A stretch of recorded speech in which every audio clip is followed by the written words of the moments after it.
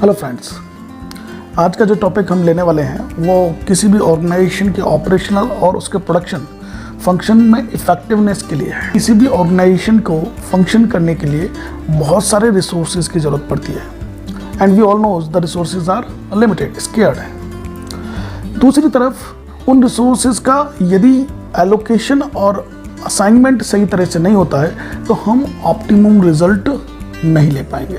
आपके लिए n number of resources available हैं, वहीं उन रिसोर्सेज को एलोकेट करने के लिए डिफरेंट टास्क, एक्टिविटीज़ या जॉब्स हैं।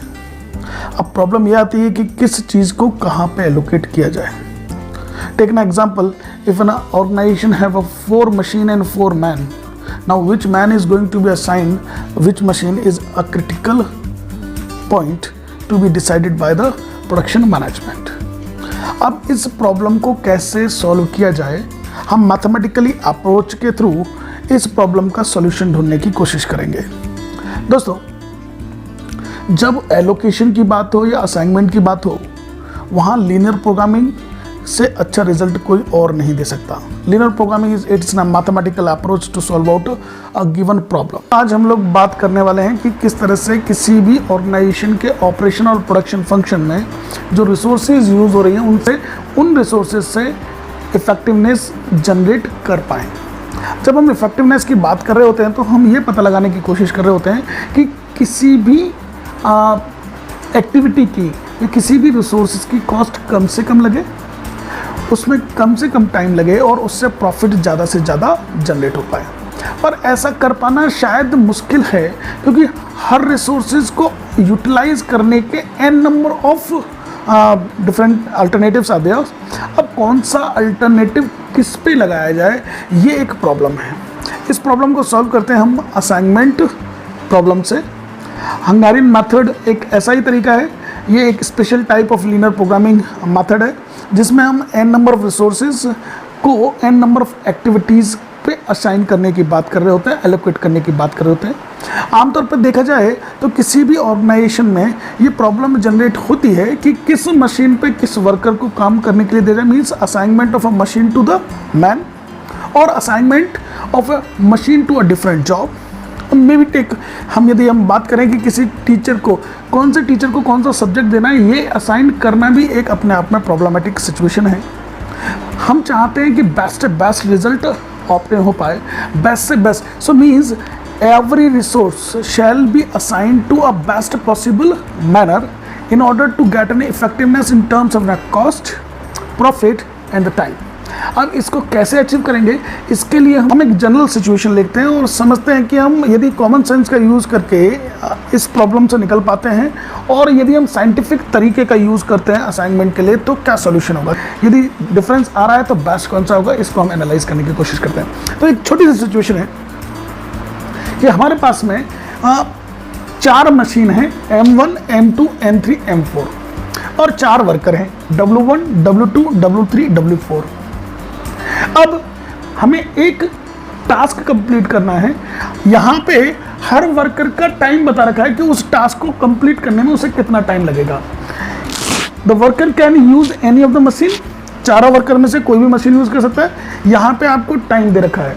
No, using your brain what you are going to decide. Sir, हर वर्कर वो वाली चूज कर लेगा जहाँ उसे कम टाइम लगने वाला है। ओके, पर ऐसा क्या पॉसिबल होगा कि वर्कर 1 ने मशीन 1 को चुना तो वर्कर 2 भी मशीन 1 को? नहीं। सो 1 to 1 बेसिस असाइनमेंट होगा। ओके, लुकिंग टूवर्ड्स, यदि मैं पहले वर्कर 1 की बात करता हूँ कि वर्कर 1 को बोला गया कि तुम कहाँ पे काम करोगे। सर, पहले उस काम को करने को मशीन 1 पे उसे 15 मिनट लगते हैं, मशीन 2 को 20 और मशीन 3 पे 25 और मशीन 4 पे उसे 22 मिनट लगते हैं एक ही काम को करने के लिए।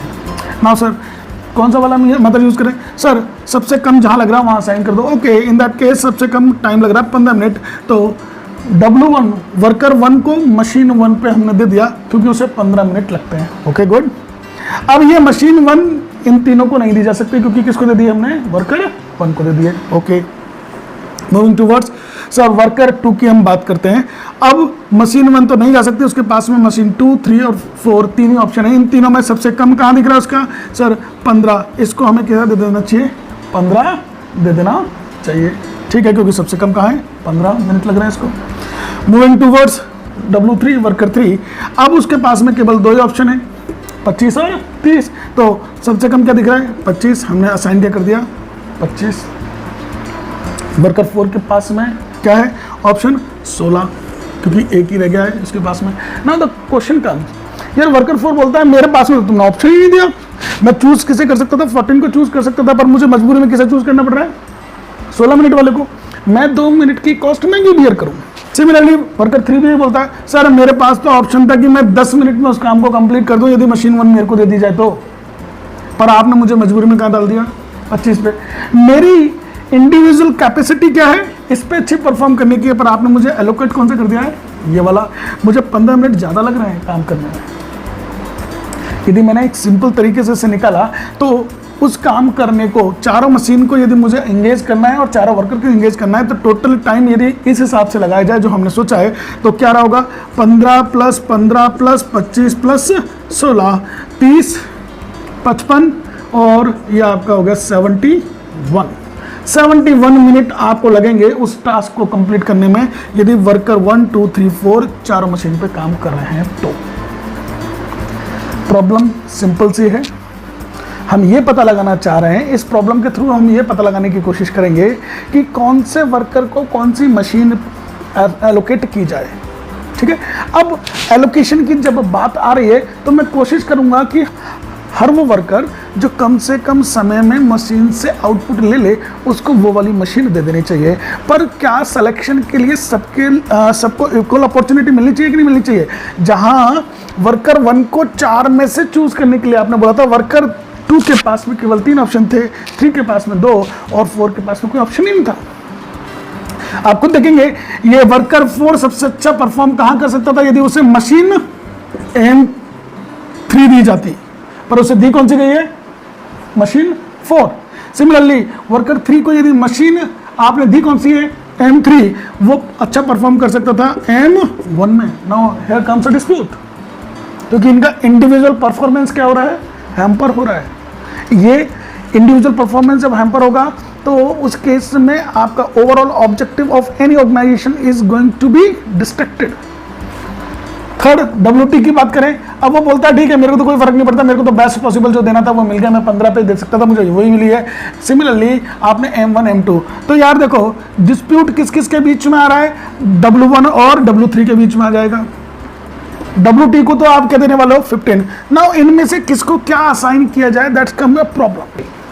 अब हम बात कर रहे हैं कि इस असाइनमेंट प्रॉब्लम, जो कि एक special type of linear programming method है, अप्रोच है, टेक्निक है, जिससे हम किसी भी रिसोर्सेज को कहाँ पे ऑप्टिममली असाइन कर पाएँ ताकि उससे इफेक्टिवनेस जनरेट हो पाए।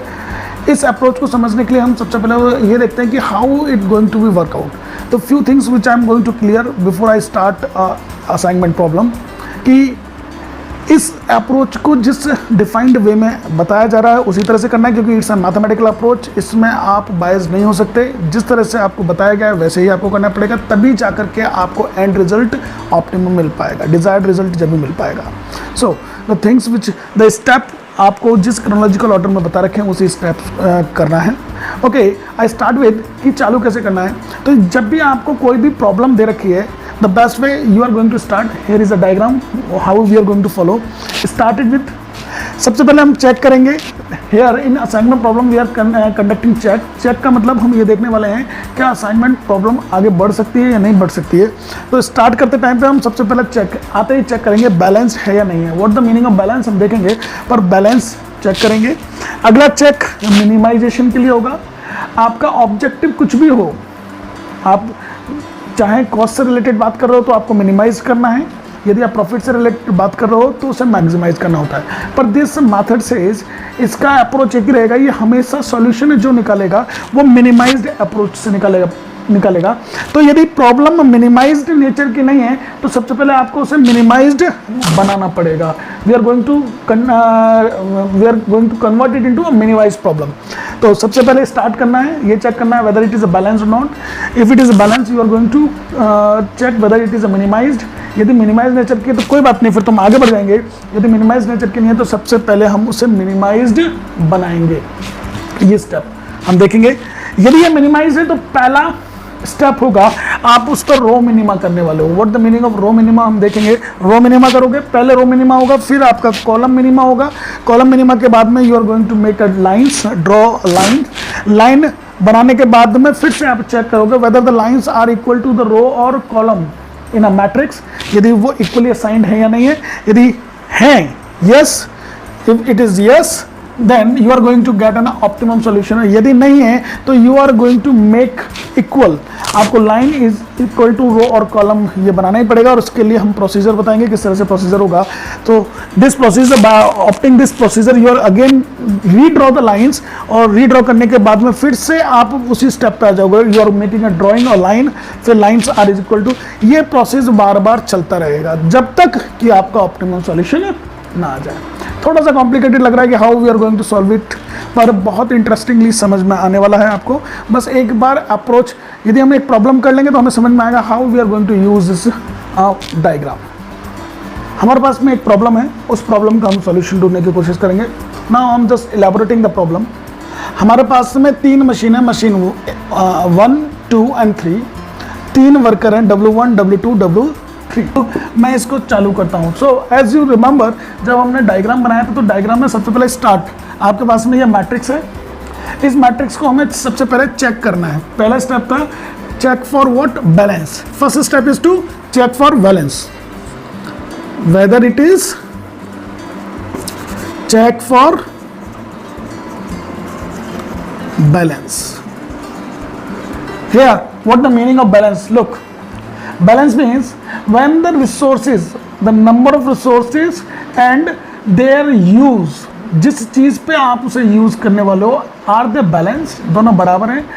यहाँ 3 वर्कर हैं और 3 ही मशीन है, बैलेंस्ड है। हाँ, गड़बड़ कहाँ होती, यदि 2 वर्कर होते 3 मशीन होती, या फिर 3 वर्कर होते 2 मशीन होती, तब जाकर के प्रॉब्लम आती। तो उस केस में ये मेथड केवल आगे परफॉर्म जब ही कर पाएगा जब आपका रिसोर्सेज और जॉब्स जहां आप असाइन करने वाले हो, टास्क जहां असाइन करने वाले हो, वो दोनों बराबर हैं। तो यहाँ पे फिलहाल इस वाले क्वेश्चन में तीनों बैलेंस हैं, 3 वर्कर हैं, 3 मशीन हैं, so it is set to be a balance. Now balance कैसे चेक करेंगे? When R is equal to C, it is set to be a balance. इस मैट्रिक्स में क्योंकि 3 ही रो है, 3 ही कॉलम है, इस कारण से हम इसे क्या बोल देंगे, बैलेंस्ड बोल देंगे। यदि ये बैलेंस नहीं होता तो हम इसे पहले बैलेंस बनाते। बैलेंस कैसे बनाई जाएगी? Suppose take an example, for example we are talking, यहाँ पे वर्कर 4 भी होता और उसका टाइम लिमिट आपको क्या बता रखा था, इसको 5, 15 और 10 ये बता रखा था।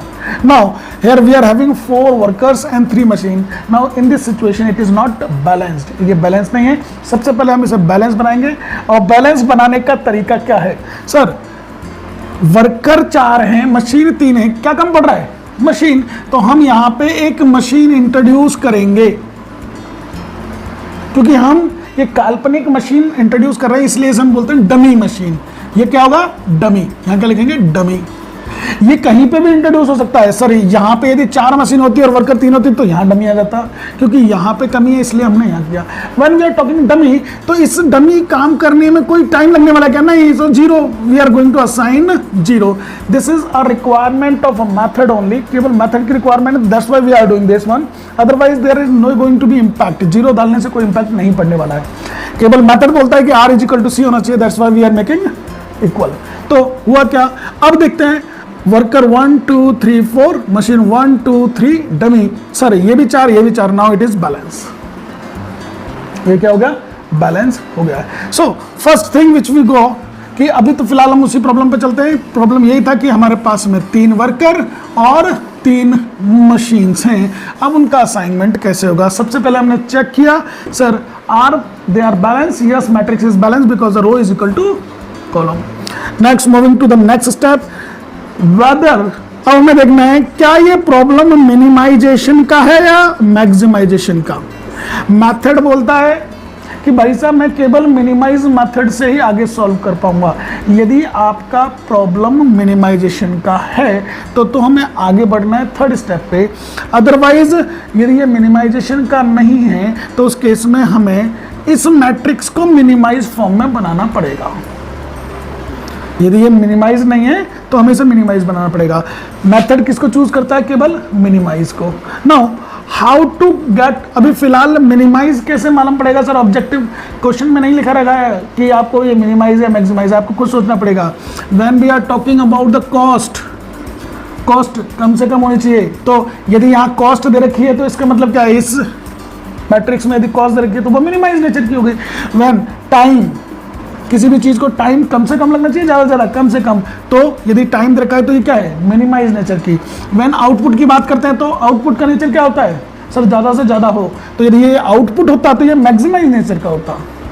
यदि ये प्रॉफिट होता तो प्रॉफिट भी आपका क्या होता है? मैक्सिमाइज नेचर का होता है। तो यदि ये प्रॉफिट दे रखा होता तो भी ये मैक्सिमाइज नेचर का होता। फिलहाल आपको क्या बता रखा है? Time, and time is what? Minimised. Time और कॉस्ट मिनिमाइज होती है और ये मैक्सिमाइज्ड होती है। ओके, सो फिलहाल आपको इस मैट्रिक्स में टाइम दे रखा है कि हर वर्कर को कितना टाइम लगने वाला है किसी भी मशीन में काम करने पे। क्या ये मिनिमाइज है? यस सर, क्योंकि ये टाइम है इसलिए मिनिमाइज्ड है। Yes, so you are going to check. पहला चेक बैलेंस था, यस सर, क्लियर था। दूसरा चेक क्या था? मैक्सिमाइजेशन का, यस सर, सही है। यदि ये दोनों स्टेप सही हैं तो हम तीसरे स्टेप पे आ जाएंगे, और तीसरा स्टेप बोलता है रो मिनिमा। रो मिनिमा, ध्यान से देखना, रो मिनिमा का मतलब क्या? पहले तो ये समझते हैं रो, हमेशा याद रखना रो ऐसे होती हैं, these are row, these are columns. So row minima, row minima का मतलब है कि जितनी भी इस मैट्रिक्स में रो हैं, कितनी रो दिख रही है? एक रो, ये रो है, ये रो है और ये रो है, ये तीनों रो हैं। तो उन्होंने बोला इन तीनों रो में से, पहले हम पहली रो की बात करते हैं। रो मिनिमा का मतलब इस रो में जो सबसे छोटी वैल्यू है, सबसे छोटी वैल्यू है, उस छोटी वैल्यू को आप हर सेल की वैल्यू से डिडक्ट करोगे, केवल रो की वैल्यू से। इस रो में सबसे वैल्यू कम किसकी है? 20, ये कम है। अब मैं इस 20 को हर वैल्यू से रिड्यूस करूंगा इसमें, तो नई मैट्रिक्स बनाने की बात करूंगा। तो रो मिनिमा में यदि 20 में से 20 here, machine 1, machine 2, machine 3, worker 1, worker 2, worker 3। Now यदि मैंने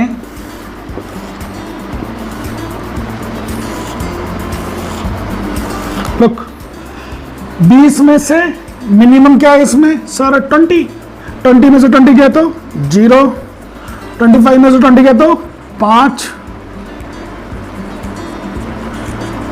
30 में से 20 गया तो 10। तो पहली रो आपने कर लिया। Similarly you are doing for second row and third row. इसमें से सबसे कम क्या? 15 में 35 में से 15 गया तो 20 में से 15 गया तो 5, और 15 में से 15 गया तो 0। You are going for third, सबसे छोटा क्या है? 5, 10 में से 5 गया तो 5, 5 में से 5 गया 0, 30 में से 5 गया तो 25। This step second matrix, original matrix ये थी, उससे आपने सेकंड मैट्रिक्स जनरेट करी, सेकंड मैट्रिक्स में आपने वैल्यू निकाल ली। This is what? Row minima. Row minima is your third step. After checking a balance and minimization, the first step is your row minima. Now, once you have done the row minima, एक बार आपने row minima कर दिया, दूसरी matrix बन गई। अब तीसरा step रहेगा आपका कॉलम मिनिमा। तीसरी मैट्रिक्स बनेगी, थर्ड स्टेप। हमारे इस हिसाब से फोर्थ आ रहा है, इसे हम बोलते हैं column minima. Now, whatever you are going to be function, अब जो करने वाले हो इसी मैट्रिक्स पे करोगे। ओरिजिनल को भूल जाओ, ओरिजिनल से आपने ये वाली बना ली, अब इस पे आप क्या करने वाले हो? Column minima. As I told you, columns are ये। As you have done in the case of row, you are going to do the same thing with the column. Column के साथ भी वही करने वाले हो, पर मैट्रिक्स ये वाली यूज करोगे। अब क्या करना है?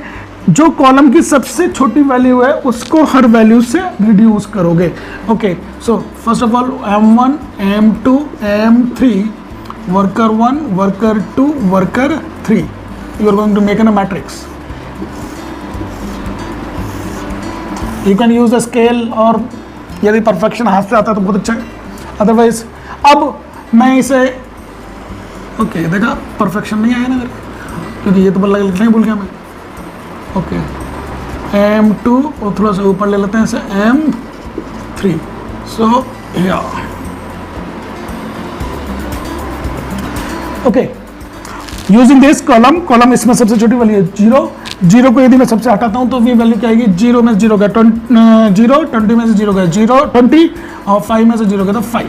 अगेन M2 5, सबसे छोटी वैल्यू कौन सी, 0. अगेन ये वैल्यू भी आपकी क्या आएगी 5 5 0.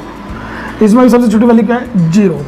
नाउ 10 में से 0 गया 0, 0 and 25. So new matrix is somewhat similar to your, पर इसका मतलब ये नहीं है कि यहाँ सिमिलर आ गई तो हमेशा सिमिलर होती है, ऐसा कुछ भी नहीं है.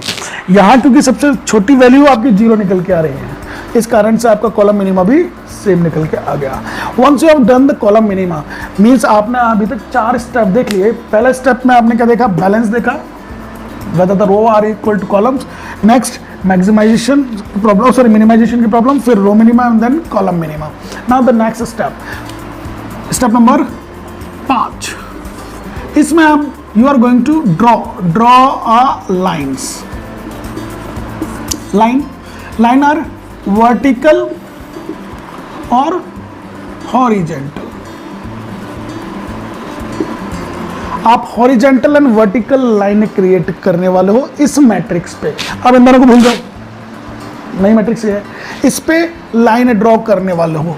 The rule of lines are, line draw करने के रूल्स, जिस रो या कॉलम में आपको मैक्सिमम 0 मिल सकते हैं उन 0 को आपको काटना है, लाइन से कवर्ड करना है. पर द कंडीशन इज, सबसे पहले आपको ये देखना है कि एक लाइन में मैं मैक्सिमम टू मैक्सिमम कितने 0 काट सकता हूँ.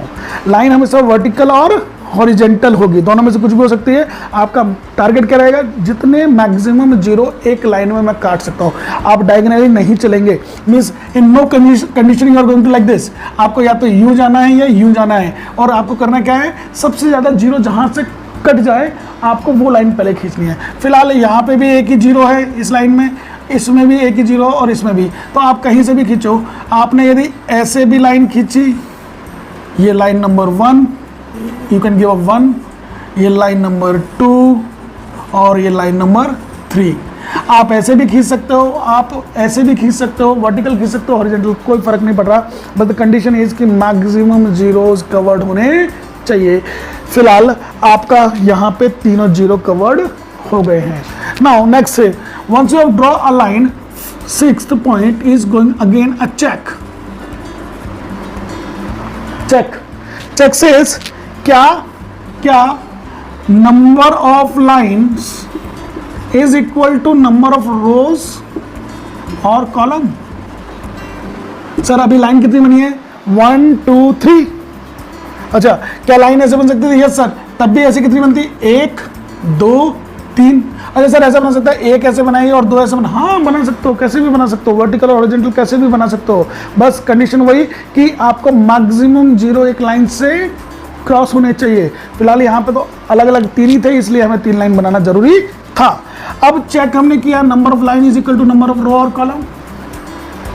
Number of line is equal to number of row और कॉलम. नंबर ऑफ लाइन कितनी है सर, 3, और रो और कॉलम कितनी है सर, रो भी आपकी 3 है और कॉलम भी आपके 3. Yes, okay, so check is fulfil.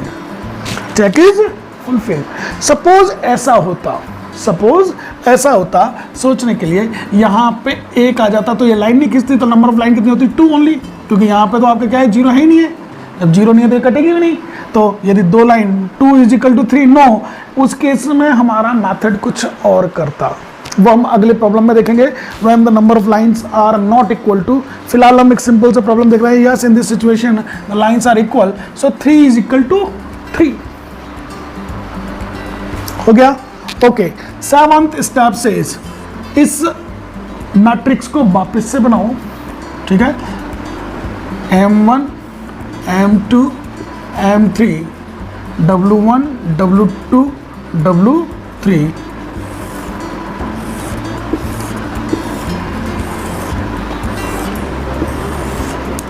Okay, वापस से यही वैल्यू लिखो, 0 25 5 5 0 10 0 25. You have just repeated the same matrix here. If this can be done only when the lines are equal. Means the check was fulfilled. If the check is not fulfilled we are going to do something else, हम कुछ और करने वाले हैं। हम इस step पे जब ही आ सकते हैं जब ये वाला चेक फुलफिल्ड हो गया हो। ठीक है सर, अब क्या करें? Now we are going to assign, हमारा ऑप्टिमम सॉल्यूशन आने वाला है। अब सॉल्यूशन, हम रिजल्ट निकालने वाले हैं। अब हम करते हैं, काम करें, ये जितनी भी रोज और कॉलम में जीरोस दे रखे हैं, आपको इन जीरोस में से कोई एक जीरो सेलेक्ट करना है, मिनिमम वैल्यू वाला सेलेक्ट करना है। उसके सामने वाले उसी रो में या उसी कॉलम में कोई दूसरा जीरो है तो उसे हमें काट देना है कि अब उसे असाइनमेंट नहीं दे पाएंगे, असाइन नहीं कर पाएंगे। देखो सिंपल सी बात है, जहाँ सबसे कम टाइम लग रहा है वो वाला लें, तो जीरो वाले से हम चालू करते हैं। पर कंडीशन ये है कि हम सबसे पहले देखेंगे किसी भी रो या कॉलम में जो सबसे एक सिंगल जीरो से चालू करेंगे, फिर जितने मैक्सिमम होते जाएंगे उतने जीरोस पे। तो यदि हम बात करें यहाँ पे, यदि मैं इसे असाइन करता हूँ तो इधर कोई जीरो है, इधर कोई जीरो नहीं है, ये सर मैं असाइन कर सकता हूँ। Whenever you are assigning something you are going to make an a box, आपने ये बॉक्स बना दिया। ठीक है, ओके। नाउ नेक्स्ट मूविंग, अब यदि मैंने इसे असाइन किया तो यहाँ पे भी कुछ नहीं होगा। Now third I can assign this. हमने जीरो कहाँ असाइन करनी थी, कहाँ पे ये बॉक्स बनाना था, मैंने आपको बताया। सबसे पहले हमें देखना क्या है कि जहाँ पे आपका सिंगल जीरो है, चाहे वो वर्टिकल या हॉरिजेंटल, उसके आजू बाजू में कोई जीरो नहीं होना चाहिए, उसको हम सबसे पहले असाइन करेंगे। Now if the scenario is going to be change, sir यदि ऐसा होता कि यहाँ पे भी zero, I am just moulding the situation, मैं थोड़ा सा सिचुएशन को मोल्ड करता हूँ और समझने की कोशिश करते हैं कि सर अभी भी मुझे समझ में नहीं आया कि आपने करा क्या है। ओके लुक हियर, यदि यहाँ पे भी जीरो होता और एक यहाँ पे भी जीरो होता तो अब सर कैसे करेंगे? So I have told you the rule मैंने क्या बताया था आपको? ये देखना है कि सबसे कम जीरो कौन सी रो या कॉलम में है। सर इस रो में गया तो 1 और 2, इस कॉलम में गया तो 1 और 2, इस रो में गया तो 1, पर इस कॉलम में गया तो 0 1 1 और 2, इधर कितना है 1 और 2, इधर कितना है 1। Now you are having two choice, either आप इस रो में असाइन कर दो या इस कॉलम में असाइन कर दो, क्योंकि इसके सामने यहाँ 1 है, 2 हो गए। तो अगेन आप इस कॉलम में तो कर सकते थे, पर इसके जस्ट सामने यहाँ पे रो में भी 1 है तो आप नहीं कर सकते। Similarly now you can apparently, जब सारी चीज़ें सिचुएशन सेम है तो आप कहीं पे भी असाइन कर सकते हो। सपोज मैंने यहाँ असाइन किया, आई हैव असाइन्ड हियर, तो जैसे ही मैंने इसको यहाँ असाइन किया तो इसके सामने वाली हॉरिजॉन्टल एंड वर्टिकल जितने भी जीरो हैं वो कट जाएंगे। तो मुझे क्या करना पड़ेगा, यहाँ पे काटना पड़ेगा ये।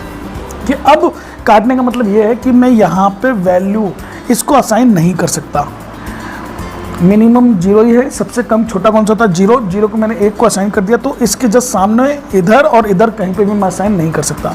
नाउ मूविंग अनदर, अब मेरे पास में चॉइस क्या है सर, अब मैं इन दोनों में से किसी एक को असाइन कर सकता हूँ। अच्छा, इन दोनों में से यदि मैंने इसे असाइन किया, ठीक है, तो अब इसके आगे कुछ भी नहीं है। थर्ड, इसके पास में भी ऑप्शन क्या है ये, पर ऐसा पॉसिबल नहीं होगा। कारण ये, क्योंकि हमने ये डमी एक मॉडिफाइड सिचुएशन ली थी। आप देखो W2 वर्कर 2 भी M3 के पास जा रहा है और वर्कर 1 भी M3 के पास जा रहा है, ऐसा पॉसिबल नहीं हो सकता। So in this situation we are not able to solve out, पर हम आगे आकर के देखेंगे कि ऐसी सिचुएशन में किस तरह से सॉल्यूशन निकाला जाए। फिलहाल हमारी सिचुएशन बहुत सिंपल है, हमारा यहाँ पे चेक 3 = 3 हो गया है। सर आगे हम बात करेंगे कि n नंबर ऑफ जीरोज बहुत ज़्यादा हो तो उस केस में कैसे इसको सॉल्व करना है, वो हम सेकेंड जब प्रॉब्लम लेंगे उसमें उसको सॉल्व कर लेंगे। फिलहाल हम ओरिजिनल मैट्रिक्स पे आ जाते हैं। ओरिजिनल मैट्रिक्स आपकी क्या थी, ये इस मैट्रिक्स का एलोकेशन और असाइनमेंट किस तरह से होगा हम उस पर बात करने वाले हैं। तो मैं ओरिजिनल मैट्रिक्स की वैल्यूज़ लिख रहा हूँ विदाउट चेंजिंग। क्या क्या था, 0 25 550 10 0 5। नाउ सर वही असाइनमेंट वापस चालू करता हूँ। हम रो या कॉलम में से जहाँ पे सबसे कम जीरो होंगे वहाँ असाइन करेंगे। सबसे कम कहाँ दिख रहा है, यहाँ पे भी 1 है, यहाँ पे भी 1 है, यहाँ पे भी 1 है, इसके सामने कुछ भी नहीं है, इसके भी कहीं पे भी असाइन कर सकते हैं। यदि मैंने इसे असाइन किया सो इट मीन्स फिर W1 is given M machine number 1, इसका मतलब ये है। W2 मैं इसे असाइन सबसे कम ये है, इसे असाइन कर सकता हूँ, W3 आप असाइन इसे कर सकते हो। नाउ वंस यू असाइंड, ये आपने बॉक्सेस लगा दिए 0 पे। अब आपका optimal solution of this problem, इस प्रॉब्लम का सॉल्यूशन क्या निकला। या सर असाइनमेंट चालू करते हैं। वर्कर नंबर 1 को मैं मशीन नंबर 1 दूंगा, जहाँ पे ये बॉक्स बना है 0 का, ठीक है। वर्कर नंबर 2 को आप क्या देने वाले हो, मशीन नंबर 3। वर्कर नंबर 3 को आप मशीन नंबर 2 को बना। सर टाइम ड्यूरेशन कितना लगा, सर इसको टाइम मशीन 1 पे टाइम लगता है, इसको ओरिजिनल मैट्रिक्स में देखना पड़ेगा कितना टाइम लगता है। इसकी ओरिजिनल मैट्रिक्स कौन सी थी, ये देखो यहाँ पे कितना टाइम लगता है, 20 मिनट। W2 को कौन सी दे रहे हैं, M3, इसका ओरिजिनल कितना है, 15 मिनट। और इधर कितना है, 5 मिनट।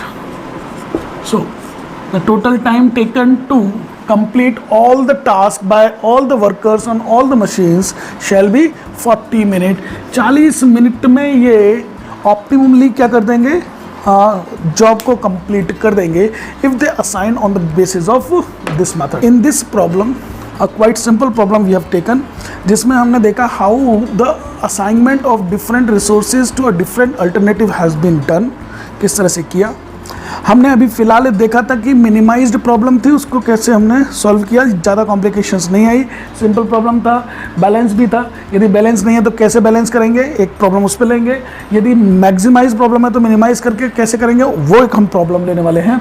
फिर हम देखेंगे कि यदि if the lines are when the number of, यहाँ पे एक चेक है, हम तीनों चेक पे यदि कुछ चेंजेस करके देखने वाले हैं। So there will be n number of problems are coming with us. फिलहाल हमने एक सिंपल सा प्रॉब्लम में ये समझने की कोशिश की what is the assignment problem solution technique. तो लीनियर प्रोग्रामिंग की इस मेथड को समझने के लिए यदि ये कॉन्सेप्ट आपको समझ में आए तो नेक्स्ट वीडियो इसी से रिलेटेड आपको देखना जरूरी है।